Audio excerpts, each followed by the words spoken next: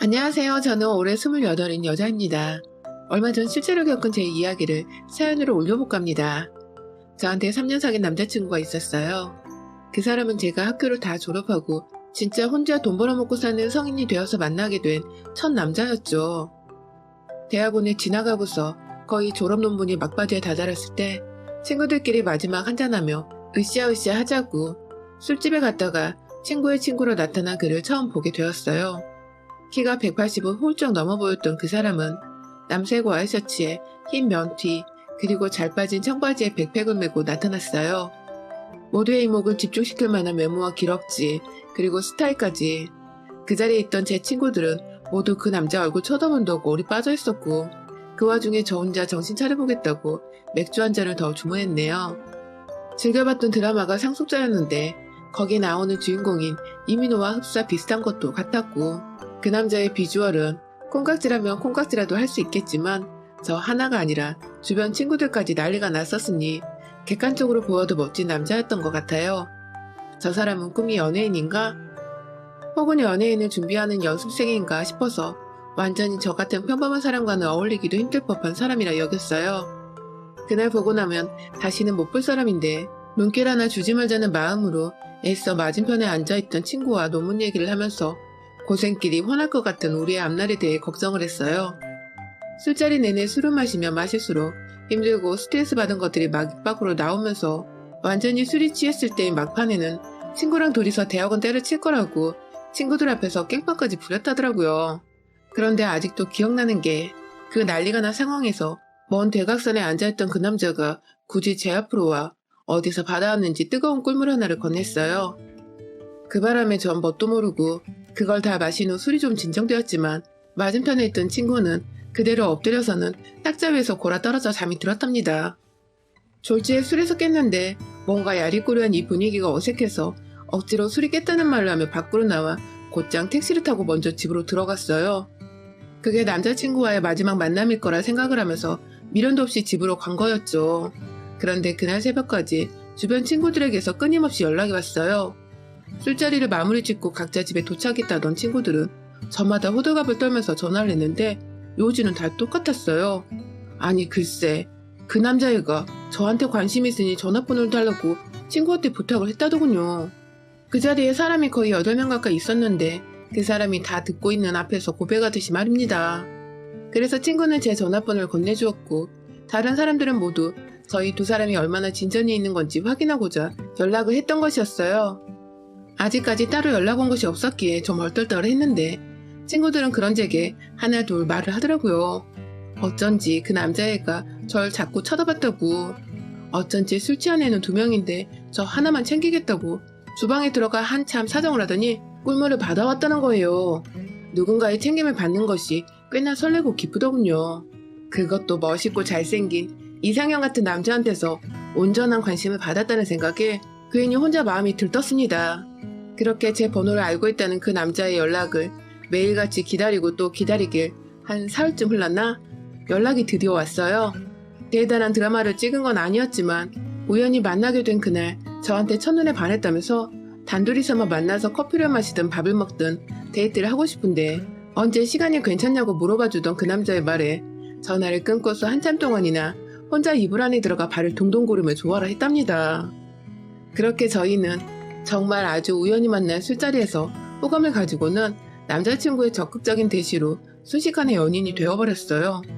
나중에 알게 된 것은 제 남자친구는 저희와 동갑이지만 제가 다니던 대학원의 대학에 아직 재학 중인 학생이었고 그 학교에서는 꽤나 유명한 선배이자 남자였다고 하더군요. 물론 다른 게 아니라 외모가 너무 출중해서 말입니다. 졸지에 한 학교의 유명인사를 사귀는 여자애가 되어버린 전 모르는 사람들의 관심까지 한 몸에 받아버리게 되었지만 나름 재밌고 또 신선했어요. 평생 남의 관심이라고는 받아본 적이 없이 살아온 제가 어쩌다 이렇게 눈에 넣어도 안 아플 멋진 남자친구를 사귀게 되었나 싶어서 오히려 뿌듯하기도 했어요. 이랬던 남자친구와 저는 거의 3년을 가까이 연애를 하면서 깊은 관계를 유지했습니다. 제가 외모만 보았더라면 절대 이 사람과 오랜 시간 만나지 못했을 거예요. 잘생겨봤자 성질머리가 더러우면 상종하고 싶지 않았을 테니까요. 하지만 이 사람은 외모만큼이나 성격이 참 고운 사람이었어요. 남자한테 곱다는 표현이 웃길 수도 있지만 섬세하고 진중하고 또 매사에 촐싹거리지 않고 차분한 것이 딱 곱고 착하단 표현이 어울리는 사람이었죠. 형이 하나 있는데 어릴 적부터 형한테 뺏기고 맞으면서 자라느라 무언가를 가져보고 욕심내는 것에 아직 서툴다며 그중 처음으로 욕심내고 다가가 보려고 한 것이 저였다면서 달콤한 말로 사람 귀와 마음을 흔들어대던 이 남자에게 저는 해가 지날수록 완전 홀딱 빠져버리게 되었습니다. 그렇게 매일을 처음 만나는 사이처럼 알콩달콩하게 잘 지내다 보니 저는 어느새 직장인이 되었고 남자친구도 저 취직하고 1년 뒤까지 취준생활을 하다가 마침내 한 회사에 채용이 되었어요. 애초에 저는 대학원까지 졸업을 했었고 나름 학점관리에 취업 준비도 똑부러지게 했었기에 좋은 회사에 취업을 할 수 있었는데 생각보다 잘 풀릴 거라 여겼던 남자친구는 사정이 정반대였어요.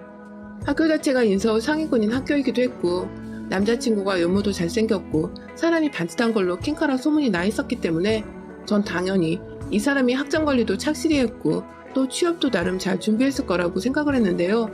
막상 졸업을 하고도 취준생활을 1년 정도 이어가길래 옆에서 도와주고 싶은 마음에 이력서나 자기소개서 첨삭을 해주려고 한 적이 있는데 정말 가관이더라고요. 학점은 평균 3주차 넘기지 못했고 토익 800점짜리 말고는 이렇다 할 자격증이나 어학 점수가 없었어요. 안 그래도 문과생들은 취업하기 힘들다고 대학 가서 취업 준비에 먹을 맴만 살고 있는데 이 사람은 완전 남일처럼 그걸 손 놓고 대학을 다녔나 보더라고요.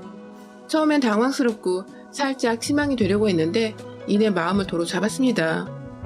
내가 좋아하던 사람은 공부를 잘하고 못하고를 떠나서 나에게 잘해주고 날 설레게 해주던 온전히 성격 좋고 잘생겼던 사람이었으니까 학점은 그럴 수 있을 거라며 애써 이해를 해보려고 노력을 했죠. 그렇게 다시 으쌰으쌰해서 남친 취업을 도와주고 격려해주고 다행히도 비교적 규모는 작지만 망할 일은 절대 없는 탄탄한 중소기업에 들어갔습니다. 서로 직장인이 되어 만나니 전보다 훨 어른이 되어 만나는 것만 같아 또 색다른 기분이 들었어요. 제가 직장을 먼저 다닐 적에는 월급을 받는다는 이유로 제가 데이트 비용을 주로 내는 편이었는데 남자친구가 취업을 한 이후로는 자기가 돈을 내고 싶다며 먼저 데이트 비용을 지불하고 이런 식으로 저희는 서로에게 부담이 되지 않는 선에서 최대한 배려를 하고 맞춰주면서 큰 싸움이나 마찰 한 번 없이 잘 연애를 해갔습니다. 그러다가 남자친구가 문득 결혼 얘기를 꺼냈습니다. 함께 결혼해서 데이트를 하는 기분으로 매일을 살면서 미래를 갖고 나가보는 게 어떠냐고 물어보더라고요. 결혼에 대해선 아직 20대이고 해서 전혀 생각을 하지 못하고 있었는데 먼저 얘기를 꺼내주니 저도 내심 하고 싶다는 생각이 들더라고요. 그렇게 저희는 자연스레 서로의 동의하에 먼저 결혼을 결심하게 되었고 그때부터 차근차근 양가 부모님께 인사를 드리는 시간을 가지게 되었습니다. 사실 남자친구는 저희 부모님을 만나본 적이 몇 번 있었어요. 데이트를 하며 늘 저를 집까지 바래다 주던 사람이어서 오고 가는 길에 부모님이 미안하고 고맙다며 집안으로 부르신 적이 있었죠.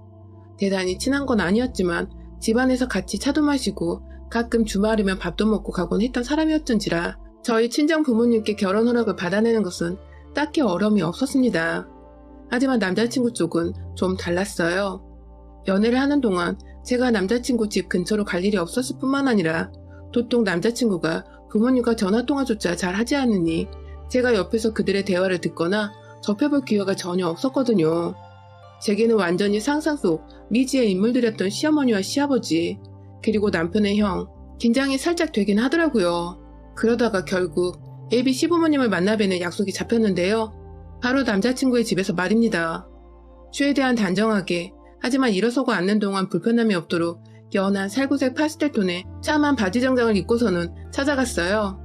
손에는 엄마랑 머리를 쥐어짜고서 결정한 과일 바구니 선물 세트 하나 큼지막하게 사갔고요.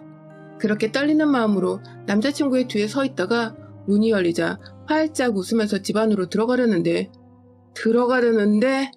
웬 개 한 마리가 왈왈 짖으면서 현관으로 뛰쳐나와버렸습니다. 이빨을 드러내며 짖어대던 치아와는 바로 남자친구네 반려견이었는데요. 아니, 개가 있다면 이따 말을 해줄 것이지. 남자친구는 그간 3년 동안 단 한 번도 개소리를 한 적이 없어가지고 저는 전혀 예상치도 못하게 개와 영접을 하게 된 것이었어요. 얌전하고 귀여운 개면 모르겠는데 막 자꾸 으르렁거리고 물기 직전으로 달려들려 하니 저는 그만 겁에 질려서는 남자친구 뒤에 꼭 숨어버리고 말았죠. 그런데 그게 저희 시어머니 눈에 미운털이 박히게 했었나 봅니다. 시어머니는 첫 만남부터 며느리가 될 애가 인사는커녕 걔 피한다고 아들 뒤에 숨어서 나오더라느니 적잖게 기분이 상하셨나 보더라고요. 걔를 무서워하냐고 그 한마디만 물어봐 주셨더라면 제가 어떻게든 양해를 구하며 죄송하다 말씀을 드렸을 텐데, 시어머니는 그 첫 만남 첫 순간부터 내 애완견을 싫어하는 며느리라며 딱 단정을 지으시고는 그날 인사드리는 자리 내내 치아와를 두 팔에 안으시곤 그 개가 절 으르렁하며 노려보고 있는데도 단 한 번 괜찮냐 묻지도 달래주지도 않으셨어요.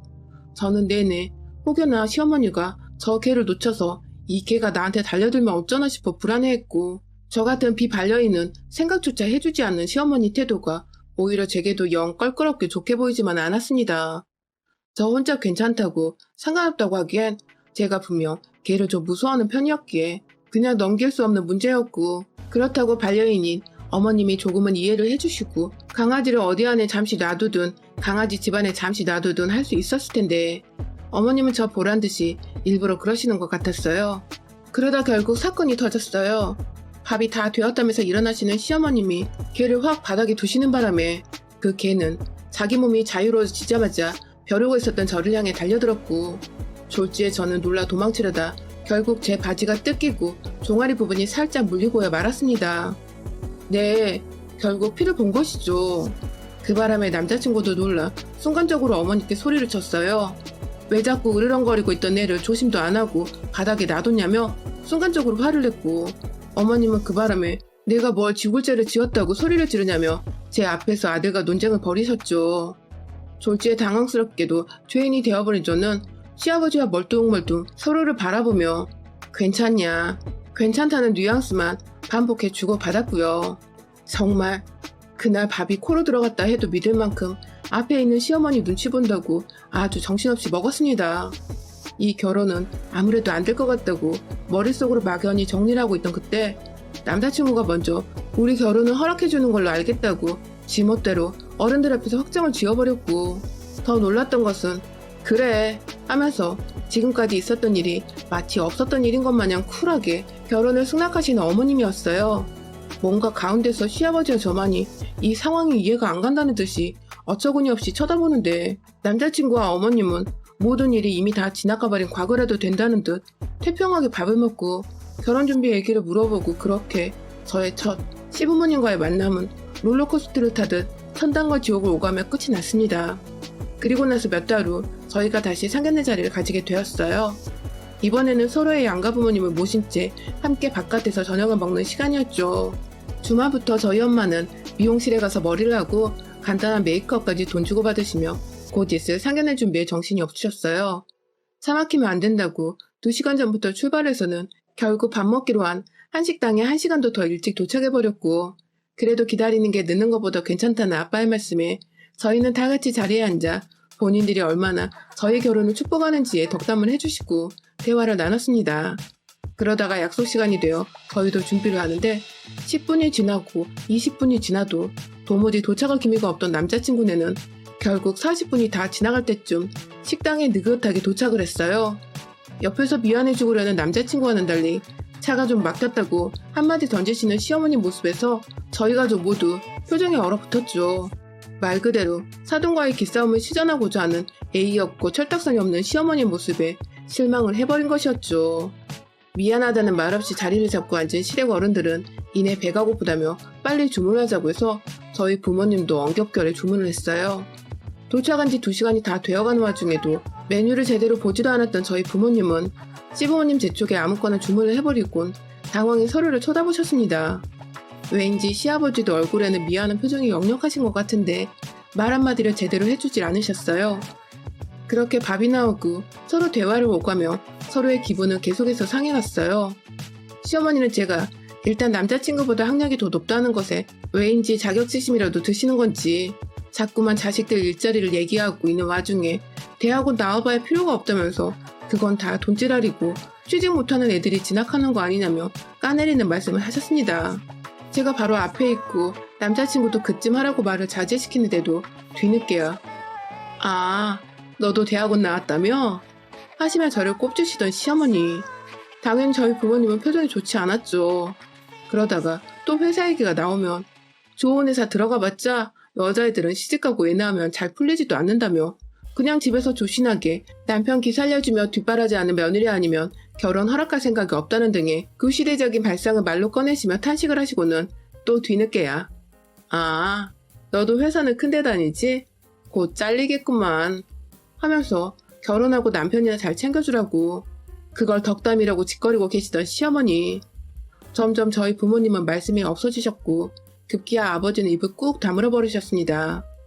남자친구와 예비 시아버지도 그런 저희 아빠 표정을 보시고는 이제 진짜 안 되겠다 싶었는지 시어머니 말씀하실 때마다 헛기침을 하시고 괜히 한번 쳐다보며 그만하라 눈치를 줬는데 시어머니는 이 자리에서 완전히 사돈기를 죽이고 아들보다 좋은 대학 나와 좋은 직장 가진 며느리 기세를 꺾어보기라도 하겠다는 듯이 말을 이어가셨어요.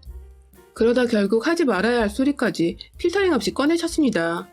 아니 글쎄 마지막까지 그래도 사돈이라고 비율을 맞춰드리고 상대를 해드리고 있던 저희 엄마한테 사돈 되실 분이 참 성격이 둔해 터졌다며 제가 하는 말 다 알아듣긴 한 거죠?